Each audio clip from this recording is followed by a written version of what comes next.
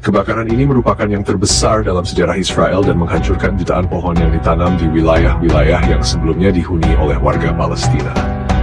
Beberapa laporan menyebut bahwa pohon garkat termasuk di antara yang hangus terbakar dalam peristiwa ini.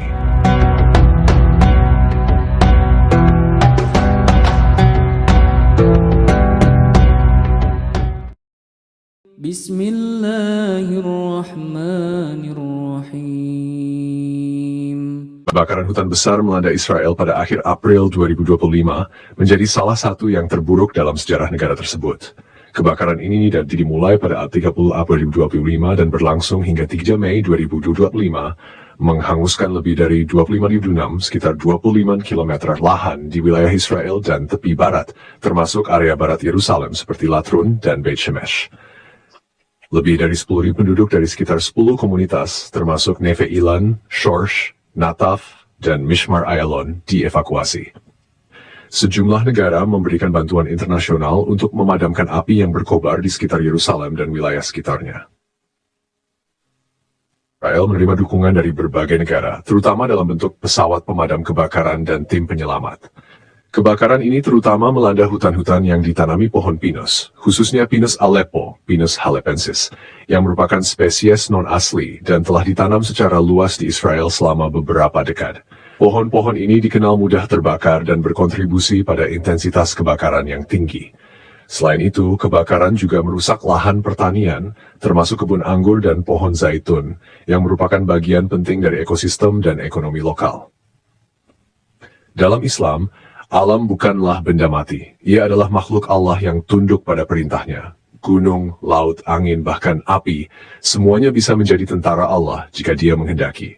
Maka, ketika kebakaran besar melanda wilayah-wilayah di Israel, sebagian umat Islam merenung, mungkinkah ini adalah teguran dari langit atas kezaliman yang terus-menerus terjadi di tanah Palestina?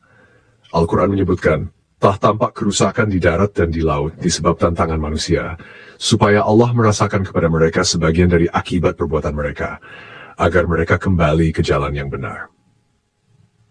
Bagi orang beriman, tidak ada yang kebetulan.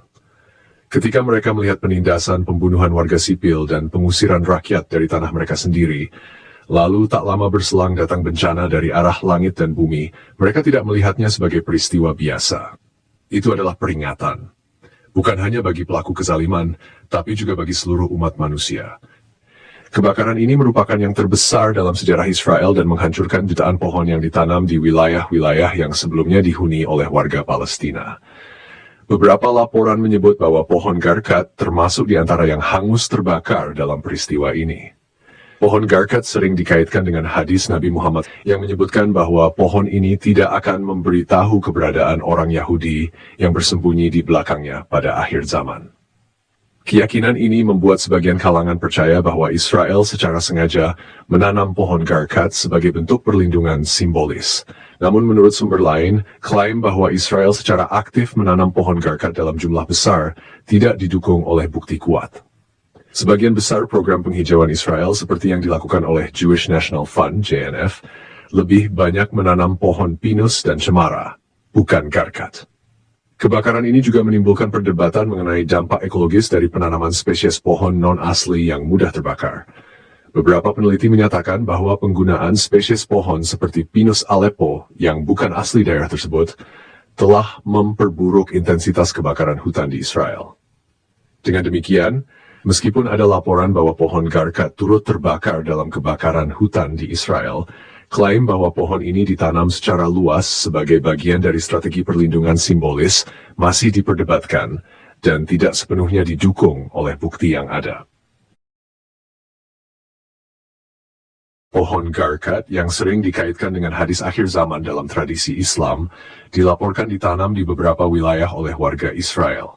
Lokasi penanaman ini mencakup Sadu tepi barat dan Gaza. Pohon garkat ditanam di sekitar permukiman di wilayah tepi barat dan Gaza, dengan tujuan menciptakan mandala ajaib yang diyakini dapat melindungi dari serangan. 2. Gunung Hermon. Sekitar 990 pohon garkat telah ditanam di wilayah Gunung Hermon. 3. Padang pasir. Sebanyak 1.000 pohon garkat ditanam di daerah padang pasir. 4. Sanadan dan hutan laut tengah. Hutan dan padang rumput di sana dan serta hutan Laut Tengah juga menjadi lokasi penanaman pohon garkat dalam jumlah besar. 5. Yerusalem. Penanaman pohon garkat juga dilakukan di sekitar gerbang Herodes dan gerbang Jaffa di Yerusalem.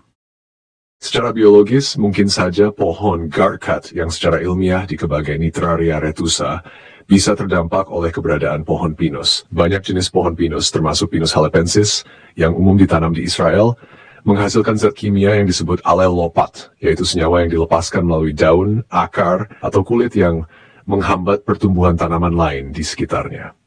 Daun pinus yang gugur juga membuat tanah menjadi asam yang tidak cocok untuk banyak jenis tanaman.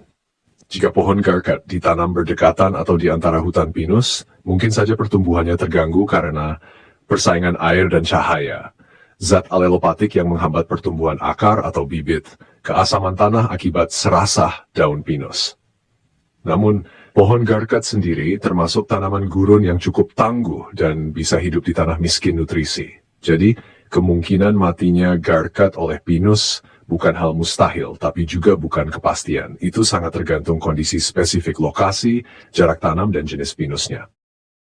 Pohon pinus misalnya Pinus halepensis, tumbuh cepat, banyak ditanam dalam program reboisasi, menghasilkan zat allelopatik yang bisa meracuni tanaman lain, menurunkan keanekaragaman hayati di sekitarnya, bisa membuat tanah lebih asam, tidak cocok untuk banyak tanaman asli daerah itu.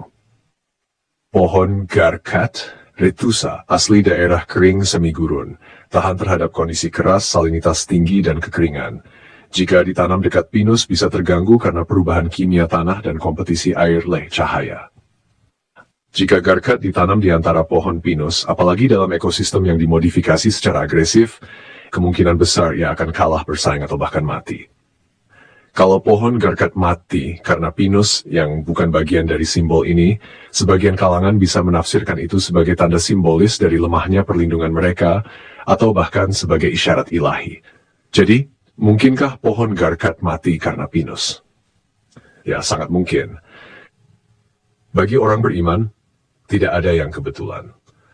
Ketika mereka melihat penindasan, pembunuhan warga sipil, dan pengusiran rakyat dari tanah mereka sendiri, lalu tak lama berselang datang bencana dari arah langit dan bumi, mereka tidak melihatnya sebagai peristiwa biasa. Itu adalah peringatan. Bukan hanya bagi pelaku kezaliman, tapi juga bagi seluruh umat manusia. Jangan biarkan kezaliman menang, karena bila langit sudah murka, maka tak ada teknologi yang bisa menahan murkanya Tuhan.